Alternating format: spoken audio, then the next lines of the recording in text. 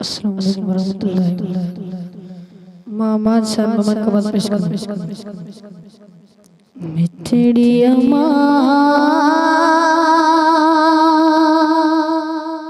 ओ प्यारी अम्मा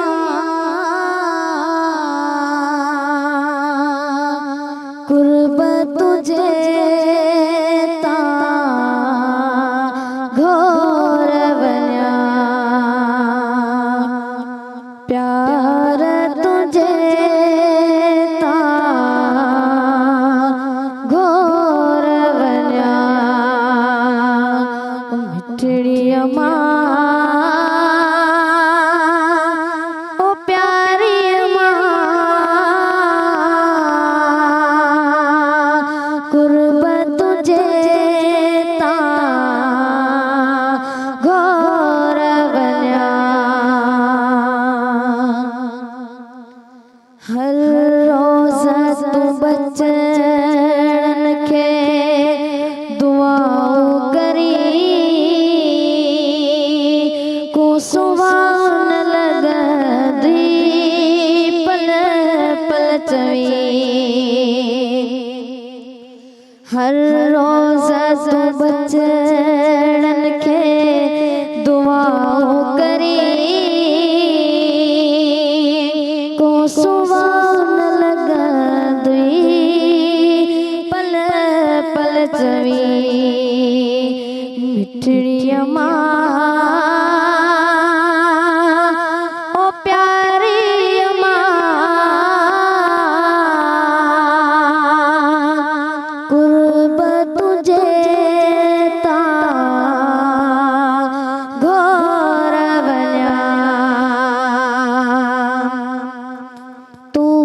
जी दुआ सा कई अद जी वया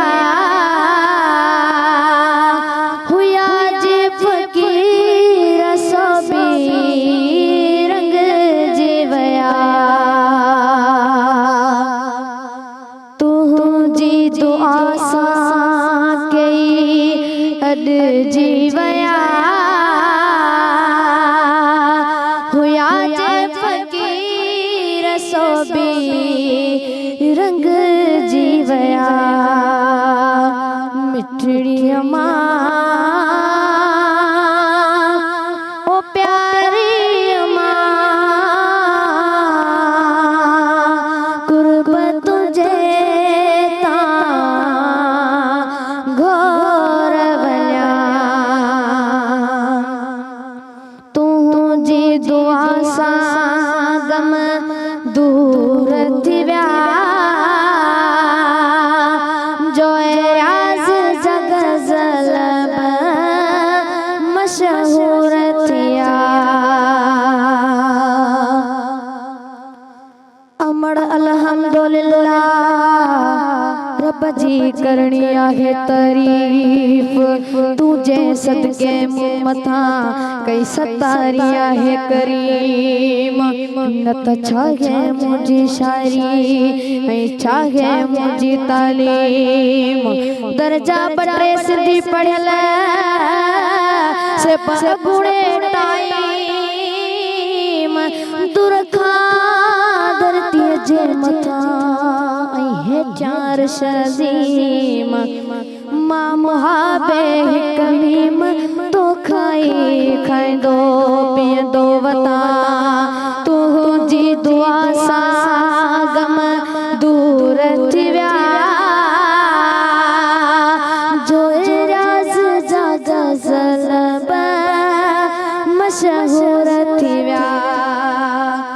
मिठड़ी अम्मा ओ प्यारी अम्मा कुर्बत तुझे ता घोर बन्या